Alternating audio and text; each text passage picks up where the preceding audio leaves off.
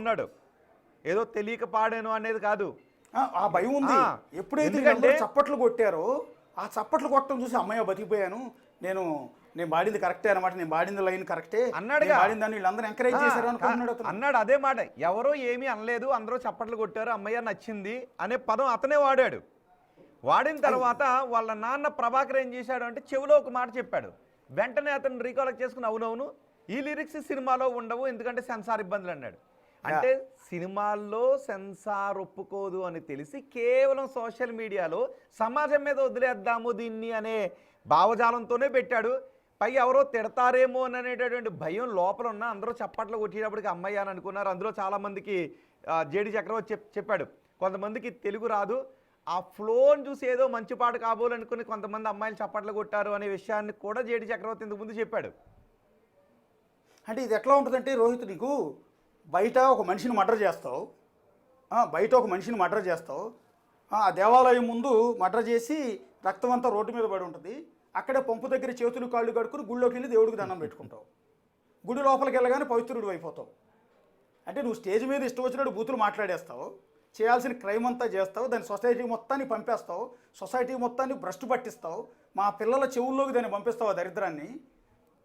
మళ్ళీ ఇది సినిమాల్లో ఉండదు, ఓన్లీ బయట మాత్రమే ఉంటుంది. సినిమాల్లో ఉంటే ఏంటి, బయట ఉంటే ఏంటి, ఏదైనా నువ్వు నింపేసేవు కదా మొత్తం. అక్కడే అర్థమైపోయింది, అతని విషయం అక్కడే అర్థమైపోయింది. సినిమాల్లో ఉండదు అంటే ఇది తప్పు, బూతు. సో సమాజం మీద వదిలేస్తే యూట్యూబ్ సోషల్ మీడియాలో ఇలాంటి రిస్ట్రిక్షన్స్ ఏమి ఉండవు కాబట్టి మన చేతులు ఏమి ఉండదు. సో సినిమాకి కావాల్సిన ఇంతకుముందు మీరు అన్నట్టుగా నెగిటివ్ పబ్లిసిటీ తన సినిమాకి కావాల్సిన పబ్లిసిటీని తీసుకొచ్చేస్తుంది అనే ఒక కక్కుర్తి ఆలోచన. దీన్ని ఇంతకుముందు కూడా అప్లై చేశారు రోహిత్. మీరు గమనిస్తే రీసెంట్గా కే ర్యాంప్ అని ఒక సినిమా వచ్చింది. కే ర్యాంప్, కిరణ్ అబ్బవరం హీరోగా. సరే ఆ పేరులోనే అభ్యంతరం ఉంది, అన్నీ వేరే విషయం, చాలా చర్చ జరిగింది, దానికి వాళ్ళు ఏదో వివరణ ఇచ్చుకున్నారు. ఇది కే ర్యాంప్ అనే ఆ పదం, ఆ టైటిలే తప్పు. సరే దాన్ని పాపం మీడియా వాళ్ళు కూడా క్వశ్చన్ చేశారు. అయితే ఆ సినిమా ఫంక్షన్లో కిరణ్ అబ్బవరం ఆ సినిమాలో ఒక డైలాగ్ ఉంటుంది, ఎరా లూడో ఆడదాం రారా అంటాడు ఒకడు, వాళ్ళ ఫ్రెండ్, హీరో ఫ్రెండ్ హాస్పిటల్లో ఉన్నాడు. వీడు టెన్షన్గా లిఫ్ట్లోంచి పరిగెత్తుకొచ్చి లుంగి కట్టుకుని వచ్చి చాలా అత్యంత దారుణమైన పదం అంటాడు.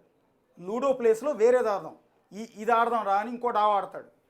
ఎంత నీచమైన నికృష్టమైన పదం అంటే ఆ పదం మన పల్లెటూళ్ళలో కూడా ఈవెన్ మాట్లాడితే చెప్పు తీసుకొడతారు, అంత దారుణమైన పదం వాడేసి దాని ట్రైలర్ మొత్తం జనమంతా వదిలేశారు, చెత్తంతా వెళ్ళిపోయింది ఆ పదం.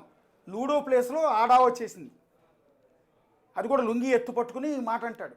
అయితే దాన్ని ప్రెస్ మీట్లో సినిమా రిపోర్టర్లు చాలా ప్రతిఘటించారు. కిరణ్ అబ్బవరాన్ని ఆయన ఆర్టీవీ సీనియర్ జర్నలిస్ట్ ఆయన రవిచంద్ర గారు, ఆయన డైరెక్ట్గానే ట్రిగర్ చేశారు. కిరణ్ అబ్బవరం నీ మీద గౌరవం ఉంది, నువ్వు కష్టపడుతున్నావు, ఎదుగు, తప్పేం లేదు, కానీ నువ్వు అన్న ఆ పదం ఏదైతే ఉందో లూడో ఆడదాం రారా అంటే నువ్వు ఇంకో డావాడేదో వాడేవే, ఆ పదాన్ని నీ ఇంట్లో నీ ఫ్యామిలీ ముందు వాడగలవా అని అడిగాడు. అడిగితే కిరణ్ అబ్బవరం అంటాడు, లేదండి ఈ సినిమాలో పెట్టట్లేదండి, సెన్సార్ కట్ అయిపోద్ది, ఇది ఓన్లీ ట్రైలర్లో మాత్రమే పెడతా. అంటే ఇందాక నేను చెప్పాను, గుడి ముందు మర్డర్ చేస్తాడు, రక్తం మొత్తాన్ని బయటకు అడుగుతాడు, గుడి లోపలికి వెళ్ళి దేవుడికి దండం పెట్టుకుని పవిత్రుని అయిపోయాను అంటాడు. అంటే గుడి మెట్టుకు అవతల, గుడి గుమ్మానికి లోపల, గుమ్మానికి బయట అన్నట్టు. కిరణ్ అబ్బవరం కూడా అదే డైలాగ్ చెప్పాడు, ఇది పబ్లిసిటీ కోసమేనండి అని. అంటే ఏం దరిద్రం. ఆ రోజు ఆయన రవిచంద్ర సినిమా జర్నలిస్టు, ఆయన సీనియర్ జర్నలిస్ట్, ఆయన చాలా సీరియస్గా ఆర్గ్యుమెంట్ చేశాడు కిరణ్ అబ్బవరంతో. భ్రష్టు పట్టిస్తున్నారు కదా తెలుగు సినిమాని ఈ రకంగా అని ఆవేదన చెందుతూ. సో అక్కడి నుంచి మొదలైంది. నాకు తెలిసి ఆ కిరణ్ అబ్బవరం కే ర్యాంప్ అనే సినిమా బాగా ఆడింది, డబ్బులు బాగా వచ్చాయి కదా, దాని ప్రొడ్యూసర్ కూడా ఎవరో రివ్యూ రాశారని చెప్పి ఒక వెబ్సైట్ ఆయన పట్టుకుని ఇష్టం వచ్చినట్టు బూతులు తిట్టాడు. సో ఇక్కడంటే నెగిటివ్ పబ్లిసిటీ మనం ఎంత నెగిటివ్ చేస్తే దాన్ని జనం ఓన్ చేసుకుంటారు, ఈ సినిమాకి అన్ని డబ్బులు వస్తాయి, అన్ని టికెట్లు ఫిల్ అవుతాయి, ఈ సినిమా బాగా నడుస్తుందనే ఒక దిక్కుమాలిన దరిద్రపు నీచ నికృష్టమైన ఐడియా, ఇది అవుట్డేటెడ్ ఐడియా, ఒక దరిద్రమైన ఐడియా. సో దాన్ని ఇక్కడ మనవాడు చంద్రహాస్ ఇంప్లిమెంట్ చేశాడు. అది నాకు తెలిసి ఎవడో తప్పుదో పట్టించింది. నేను అనుకోవటం ఏంటంటే చంద్రహాస్ సొంతంగా చేసింది కాదు, ఇతనికి ఈ ఐడియా ఇచ్చాడు, ఎవడో స్క్రిప్టింగ్ ఇచ్చాడు, అరే నువ్వు ఇట్లా భ్రష్టు పట్టించు, ఇలా చండాలంగా చెలరైపో, నీ ఇష్టం, దాన్ని అవసరమైన తర్వాత కవర్ చేస్తాను. అశోకో రోహిత్తో మొత్తుకుంటారు, మొత్తుకున్నప్పుడు వీళ్ళు కావాలంటే మనం పట్టపగలు బరిదెగించి తిట్టేద్దాం, నీకు 24 గంటలు టైం ఇస్తున్నా నీ ఎంత చూసేస్తానని చెప్పేద్దాం, ఒక లీగల్ నోటీస్ పంపించేద్దాం, భయపడిపోతారు, వణికిపోతారు. ఏంది వణికిపోయేది, ఏదో వణికిపోయేది. 24 గంటలు అయింది, నేను ఏడ కూర్చున్నా, నువ్వు ఈ టైంకి రిలీజ్ చేసే వీడియో, ఒక పని చేద్దాం, సుపారీ గ్యాంగ్ని. బహుశా సుపారీ బిగ్ చంద్రహాస్ టీవీ- నెంబర్ ఉంటే బిగ్ టీవీ ఒకసారి ఆఫీస్లో ఒక పని చేద్దాం అశోక్, డైరెక్ట్ చంద్రహాస్తోనే మనం మాట్లాడదాం. చంద్రహాస్, నువ్వు 24 గంటల సమయం ఇచ్చావు, ఇదిగో కూర్చుని ఉన్నాం, నువ్వు రా, పోనీ ఫోన్ చేయి, పోనీ మేము ఫోన్ చేస్తాం, లిఫ్ట్ చేయి. నువ్వు ఏ విధంగా రెండు క్వశ్చన్స్ అడుగుతాం, రెండు క్వశ్చన్స్ అడుగుతాం, నువ్వు రెండిటికి నీళ్లు నమ్మలకుండా ఆన్సర్ చెప్తే చెప్పగలవా? అవకాశం కూడా నీకేస్తాం. ఏదో లీగల్ దగ్గరికి వెళ్తున్నాను, వాళ్ళ దగ్గరికి వెళ్తున్నాను, 24 గంటల సమయం ఇస్తున్నాను అని అన్నావు కదా, కాదు, నీకే కాల్ చేస్తాం, తీసి మాట్లాడతావా? సార్ ఒకసారి PCR ఒకసారి ట్రై చేయండి కుదిరితే. అండ్ బహుశా చంద్రహాస్ నీకు నిజంగా కనుక నీకు బాధ కలుగుంటే, నువ్వు అన్న దాంట్లో తప్పు లేదు అని అనుకుంటే ఇవన్నీ నీకు కాల్ చేస్తా, మాట్లాడు. రెండు క్వశ్చన్స్కి ఆన్సర్ చేయి, రెండు క్వశ్చన్స్కి ఆన్సర్ చేయి. చూద్దాం. నువ్వు ఫోన్ కాల్ ఆన్సర్ చేయకుండా ఉన్నా, ఫోన్ కాల్స్ తప్పించుకునే ప్రయత్నం చేసినా నీకు మనసులో తప్పు అనే భావన ఉంది అని. సో ఒకసారి మేము ఆ ప్రయత్నం చేద్దాం. ఓకే అశోక్. యా, నేనేమంటానంటే ఇక్కడ నువ్వు వణికిస్తే వణికిపోతారా? తప్పు చేసింది నువ్వు కదా, తప్పు చేసింది అతను. బూతులు మాట్లాడి పబ్లిక్గా ఇవాళ ఎంటైర్ సొసైటీలో నాకు తెలిసినంత వరకు రోహిత్ ఒక ఆశ్చర్యకరమైన ఘటన ఏంటంటే, ఏ ఇష్యూ రైజ్ అవునాయి సొసైటీలో. ఈవెన్ శివాజీ గారు మొన్న చేసిన కామెంట్స్ ఉన్నాయి, ఆడవాళ్ళ దుస్తుల మీద ఆయన చేసిన కామెంట్స్. సో ఆ కామెంట్స్లో 50% అగైనెస్ట్, 50% పాజిటివ్ వచ్చింది. పాజిటివ్గా సమర్థించేవాళ్ళు కొంతమంది, వ్యతిరేకించే కొంతమంది. సహజంగా ఏ ఇష్యూలో అయినా ఉంటారు, అది మంచి అయినా చెడు అయినా, ఏ ఇష్యూలో అయినా సగం మంది సపోర్ట్ చేస్తారు, సగం మంది వ్యతిరేకిస్తారు, లేదా 60-40 అయినా ఉంటుంది కనీసం. కానీ 99.9 ఆ 0.1% కూడా ఉందో లేదో నాకు తెలియదు, ఇంత ఎత్తున ఒక ఇష్యూ పైన ఇంత నెగిటివ్గా, అంటే ఎంటైర్ అతను చేసిన దాన్ని తప్పుపడుతూ ఒకే తాటి మీద ఎంటైర్ సొసైటీ ఉంది అంటే నిజంగా ఆశ్చర్యం. ఈ మధ్యకాలంలో ఏ ఇష్యూలో ఇంతలా లేదు. ఇక్కడ ఒక ఇష్యూ రైజ్ చేసిన వ్యక్తి కులం తీస్తారు, ప్రాంతం తీస్తారు, పార్టీ తీస్తారు, ఏదో రకరకాలుగా చేస్తారు. కానీ చంద్రహాస్ చేసిన ఈ ఇష్యూలో ఈ బూతు పాటని ఎవరు క్షమించట్ల. కులాలకు అతీతంగా, మతాలకు అతీతంగా, ప్రాంతాలకు అతీతంగా ఏ ఒక్కరూ క్షమించట్ల. ప్రతి ఒక్కళ్ళు తప్పుపడుతున్నారు. ఎందుకు అంటే ప్రతి ఒక్కళ్ళు ఓన్ చేసుకుంటున్నారు. అరే ఏంద్రా, ఎక్కడికి పోతున్నాం మనం, ఏంటి భాష, ఇంత నీచమైన భాష, ఈ దరిద్రాన్ని, ఈ చెత్త సంస్కృతిని తీసుకొచ్చి మా భుజాన్ని రుద్దితే మా పిల్లల జనరేషన్ పరిస్థితి ఏందిరా? నిన్ను ఇన్స్పిరేషన్గా తీసుకుంటారు, నిన్ను పిల్లలు ఇదే మాట మాట్లాడితే పిల్లలకి అర్థం కాదు, దాని మీనింగ్ ఏంటో అర్థం కాదు. స్కూల్కి వెళ్ళిన తర్వాత ఆ పాటని పాడాడు అనుకుందాం, స్కూల్లో ఏదైనా పొరపాటున గ్రహపాటనో టీచర్ ముందు పాడాడు అనుకుందాం, అర్థం తెలియనట్టు ఈ పాడితే తప్పు కాదేమో. సినిమాల్లో మనం చూసే సినిమాల్లో ప్రభాకర్ వాళ్ళ అబ్బాయే పాడాడు కదా, మనం పాడితే తప్పు కాదు అని అనుకుంటారు. ఏంటి పరిస్థితి? అంతే వస్తుంది కదా.